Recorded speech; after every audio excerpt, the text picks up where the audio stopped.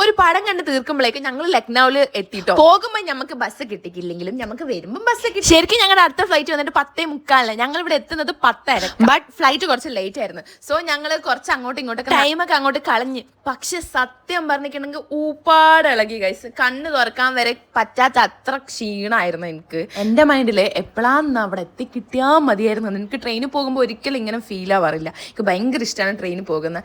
ആദ്യത്തെ ഫ്ലൈറ്റിൽ നമ്മൾ വിചാരിച്ച പോലെ ഒന്നും നടന്നിട്ടില്ലെങ്കിലും രണ്ടാമത്തെ ഫ്ലൈറ്റിൽ ഞാൻ ആഗ്രഹിച്ച എല്ലാ സാധനവും പോകുന്നത് ബസ്സിലായിരിക്കണം എന്ന് ആഗ്രഹം ഉണ്ടായിരുന്നു. ബസ്സായിരുന്നു. പക്ഷെ അതൊന്നും എൻജോയ് ചെയ്യാൻ എനിക്ക് പറ്റുന്നുണ്ടായിരുന്നില്ല.